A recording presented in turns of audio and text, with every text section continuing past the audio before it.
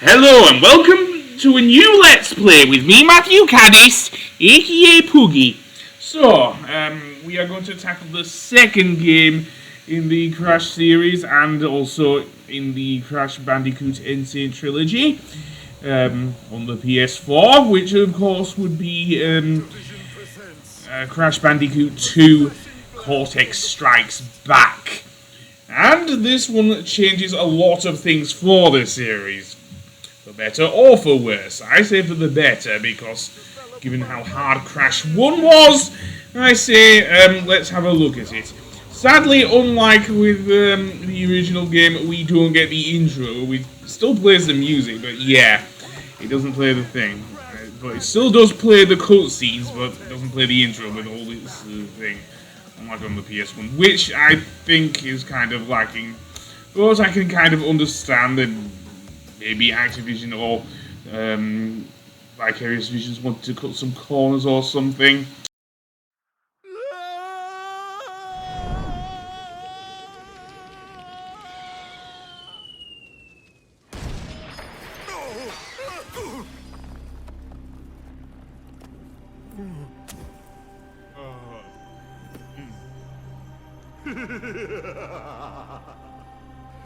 Crystals, of course. No!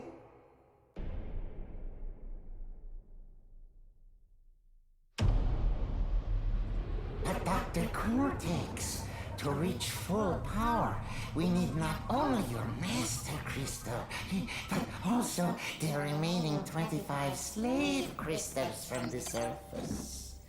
How do you expect to retrieve them when we don't have any Earthbound operatives left? You fool! Do you think I'm unaware of the situation?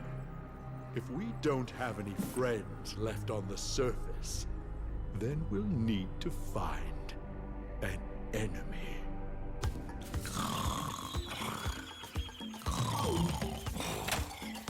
Crash! My battery is fried. Make yourself useful, big brother, and bring an extra battery for me. Yeah, this game is also where we are introduced to Coco proper.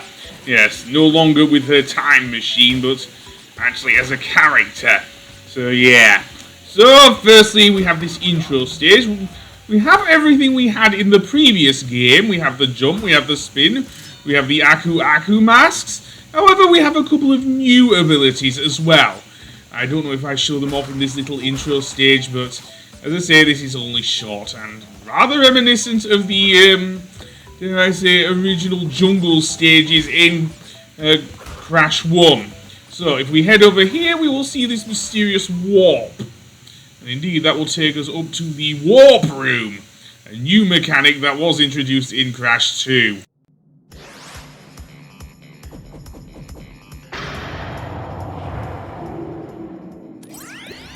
Well. If it isn't Crash Bandicoot, welcome. I apologize for the crude means used to bring you here, but I'd rather expect a written invitation would have been turned down. I need your help. Surrounding you are a series of 5 doors. Through each door lies a well-hidden crystal. The crystals look like this. Bring me the crystals, Crash. That is all I will say for now. We will speak again. So we have to help the bad guy then? Well, yes, we do actually, because that is the name of the game. However, there's something else we can get as well as the crystals, and I am going to get that in this level. So this is the first level, Turtle Woods. Again, another jungle level, only with some new enemies. These I don't know if they're skunks or not. I don't think they're skunks.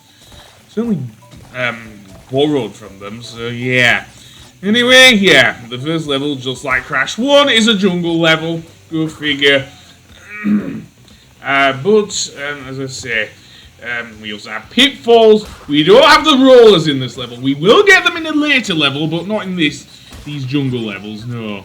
And also it has a new soundtrack as well, which, to be honest, I actually like some of the songs that remixed. The only thing missing from the original composition from Josh Mansell is the noise in there. Seriously. Anyway, that being said, yeah, there's also this hidden pathway here, because if you want to get all the boxes, you have to come down here. Yes, think of this akin to the gem pathways, although not quite. And I'll get to that a little later on. But yes, there are some hidden pathways, just like in Crash 1. However, you don't always need to get gems to open them. And I don't... I mean coloured gems, I mean. So yeah, which is a plus. Another introduction is the Nitro box. Yes, I do not like them. I will show them off a little later, but for now, yeah. Another thing of note is that the death mechanics have been changed, thankfully. So if you die in after hitting a checkpoint, unlike in Crash 1, in a coloured gem stage, you can still try again without dying, so long as it is a certain type of platform. I'll go over that, as I say, later. But yeah, Nitros are not your friend. They are worse than TNT boxes. Yes. So, with that said, let's actually see if there's anything up there. I don't think there is. No. So instead, let's just spin it. And then, that's one of the new abilities, the high jump. If you press down on the circle button, you can make Crash jump higher. In addition, if you combine it with a slide action while moving, which is done in the same way by holding down the circle button and then pretty much doing that, and then pressing the X button at the end of a jump, you'll actually travel further. So yes, a nice little maneuver there. And that green exclamation box actually detonates all the Nitros. Yes, I might as well go over it now then. Because that is the only way to defeat Nitros other than having 3 Aku Aku Mask. If you touch a Nitro, even while you're jumping on it, the Nitro boxes will still explode. So it can be very annoying. Also, we don't need tokens to enter bonus levels, thank God. Yes, getting all those Embryo and Cortex tokens was very annoying. So yes, and the bonus levels are much shorter than in Crash 2 as well. Crash 1, sorry, as well, so at least that's something. So yeah. So with that said, let's go up here and back to the main stage. Because, as I say, we still have to get all the boxes. Well, I still want to get all the boxes. We still have to get the crystal. You can see your progress by pressing the triangle button, just like in the NC trilogy. I think also in the original version of Crash 1 as well. Anyway, that being said, yeah, let's get that checkpoint. And then there's an Aku Aku Mask. And then a new area in the jungle levels. These areas with the annoying moles. Just basically spin them until a mushroom appears and you can bounce on it. Also, the turtles have been given up upgrade. They now have spikes on their shells. However, if you jump on them, you can still reach higher places, such as that box. You can only reach it by jumping on the turtle shell. So yes, again, pressing the X button makes you bounce higher. And there's the crystal. Yes. So indeed, we have gotten all the boxes. We have gotten the crystal. So that means we will get the box gem for this stage. Yeah. Imagine me saying that. Actually, no, I could have got that for Insanity Beach as well. Although that was a little tougher with regards to bouncing. Not so much in this stage, although they will get a lot harder with the gems in Crash 2. So now, let's see what Cortex actually says when we do actually get our first crystal. So yeah, and oh boy, that's annoying. Yeah, Crash vomits up the crystal. And apparently keeps the gems in his ear. Oh, how annoying. However, because of that, we get our first instance of the Crash dance, which is honestly not as goofy as originally. Well done, Crash. I knew I could rely on you. Now listen carefully. These holograms are hard to maintain. During the course of my intellectual pursuits, I have stumbled across a force that threatens to destroy the world. The crystals are the only means of containing it. The fate of the world is at stake. It is imperative, therefore, that you bring them to me. Are you there, Crash? Crash! Crash! Are you there, Crash? Are you there, Crash? I wonder why Coco wants to get in touch with us. I think it is because we're helping Cortex! And somehow she got batteries for her laptop. Anyway, here is the first of the ice levels, a new type of level in the Crash series, thus far at least, if you count Wrath of Cortex, Snow Go. So yeah, and this one is does feature our first coloured gem. However, we cannot get it for reasons that we will see a little later on. But firstly, yeah, also this level introduces ice physics into the Crash games. And let's see how Crash handles compared to the original. A little better, actually. His jumps still cover quite a bit of distance, however, so you have to be careful of that. But I am honestly glad they have improved the skating mechanics in this game, at least. Even if turning is still a bit of a problem.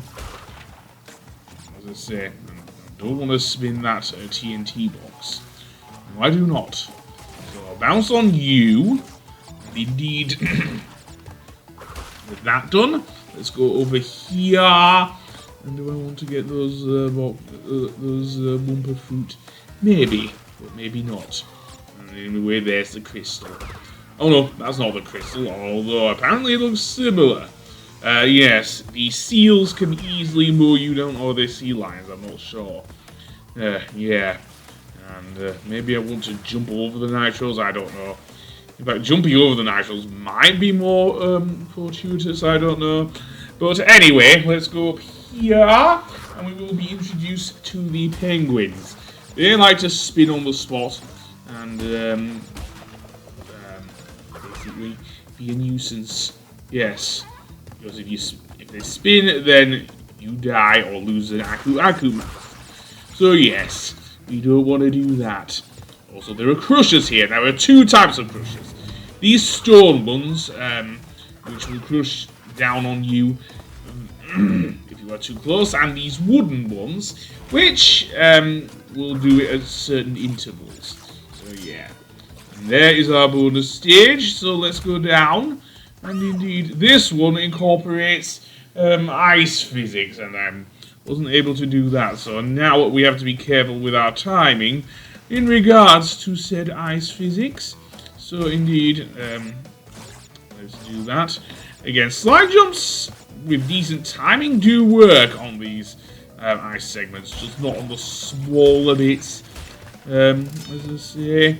So now let's indeed slide, or just do a normal jump over there. Very nice. Do I want to get the bounce box? Well, maybe. I don't know. And then we can go upwards. Yes, and spin, jump off that, and then bounce on each of these boxes. And indeed, there we go! Yes. What you might not have seen in this level, and I'm going to apologise for that, is you may see the red gem and try and jump over it. Well, you cannot. Not in this game. I believe there was some way of glitching the game out in the original PS1 game. But no, not in Insane Trilogy. What you have to do is find a secret area, but I'll get to that. And also you'll see two hollowed out boxes, which means we can't get the box gem in this stage right off the bat. So yeah. But I'll get to that, as I say. Oh, yes we can. Never mind, there was an exclamation box high above that. It's not always easy to see in both versions of the game. Both in Insane Trilogy and the PS1 original. So yeah, I'm glad I got that. So let's see. Do I have enough boxes to continue on? Or can I get my my second box gem here? Let's see. No, I cannot.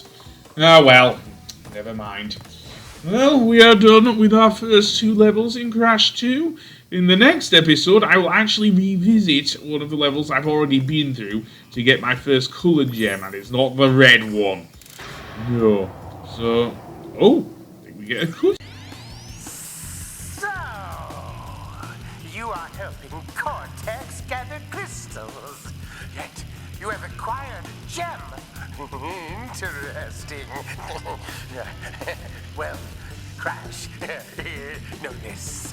As long as you are allied with Cortex, you are my sworn enemy, and I will do anything in my power to stop you. If the fate of the world is truly your concern, you must gather the gems, not the crystals. If you obtain all 42 gems, I can use them to focus a laser. Yes, a laser beam that will destroy Cortex and the space station he has created. Until then, I must use my forces to stop you from gathering crystals.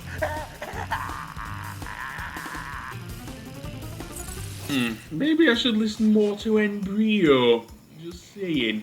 Well, anyway, we are done here, and as I say, on the next episode, I am indeed going to get the blue gem in Turtle Woods by a very special means. So until then, I will see you later. Goodbye!